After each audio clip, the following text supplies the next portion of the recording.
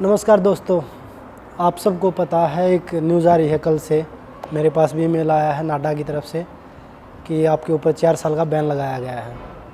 तो मैं पूरे देशवासियों को भी बताना चाहता हूं कि जो नाडा का व्यवहार है पिछले 13 दिसंबर 2023 को वो मेरे पास आए थे। 15 को मैंने सोशल मीडिया पे एक पोस्ट डाला था कि एक्सपायरी किट लेके वो मेरे पास आए हैं, लेकिन मैंने उसके जो एक्सपायरी किट का जो पूरा मुद्दा था उसके ऊपर मैंने एक पूरा वीडियो बनाया। उसमें मैंने पूरी किट दिखाई कि ये किट किस दिन एक्सपायरी हुई है। लेकिन उसके बावजूद मैंने नाडा के पास दिसंबर से लेकर मार्च 10 तक 3 से 4 मेल किए कि भाई इस चीज़ का मुझे जवाब चाहिए, इसके ऊपर आपने क्या कार्रवाई की है।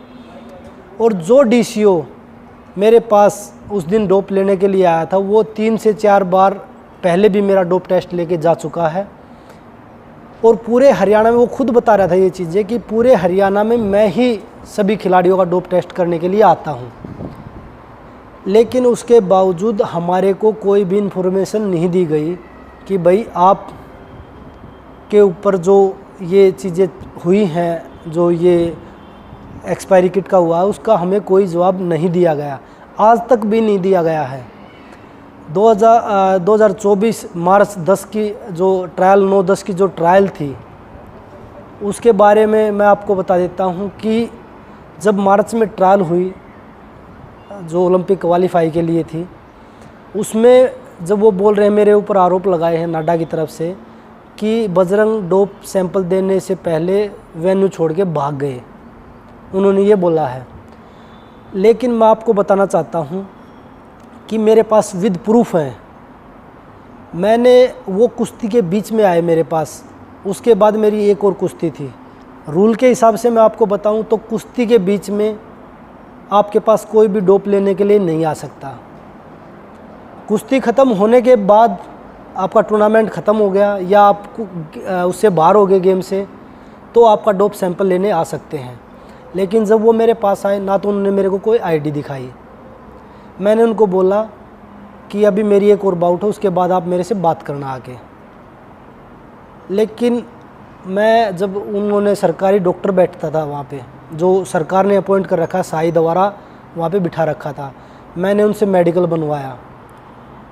उसके बाद उसमें टाइम नोट भी है कि भाई किस टाइम मैंने मेडिकल बनवाया और किस टाइम मैंने जो वहाँ पे जो कोचेस बैठे, जो टीम बना रखी थी कि भाई उनको मेडिकल देना है, उनके पास वो मेडिकल दिया। उसके बाद मैंने वेन्यू छोड़ा। उसके बीच में मेरे पास कोई भी नाडा की तरफ से डीसीओ इन्फॉर्मेशन देने या आपका डोप टेस्ट होगा मेरे पास नहीं आया। उसके बाद फिर उन्होंने एक पैनल बनाया, पैनल में मेरी हियरिंग हुई, उस पैनल ने मुझे बाल कर दिया। उसके बाद दोबारा से 1-2 महीने बाल करने के बाद दोबारा से फिर एक और पैनल बनाया गया, मुझे फिर सस्पेंड कर दिया गया। उसके बाद मैंने अभी पैनल में जो जवाब दिए, उसके बाद पैनल का कल डिसीजन आया कि आपके ऊपर 4 साल का बैन लगा रहे हैं। लगा नहीं रहे, लगा दिया है। तो मैं पैनल से पहले वो बाल करते हैं, फिर दूसरा पैनल बनाते हैं, उसमें फिर सस्पेंड कर देते हैं, फिर वो बैन लगा देते हैं। तो मैं आपके माध्यम से ये पूछना चाहता हूँ कि क्या ये कसूर महिला खिलाड़ियों के साथ खड़े होने का है कि भाई हम उनके साथ क्यों खड़े हुए? ये पूरा आंदोलन के टाइम से ही चल रहा है। आंदोलन के समय जब हम प्रोटेस्ट कर रहे थे महिला खिलाड़ियों के साथ में, उस समय मेरा 6 बार सैंपल हुआ और मैंने एक बार भी मना नहीं किया। उस समय भी हम टूर्नामेंट नहीं खेल रहे थे। अगर हमारे मन में ये चीज़ें होती तो हम उस समय भी मना कर देते, लेकिन तब भी हमने बोला था कि हमें टारगेट किया जा रहा है सरकार के द्वारा।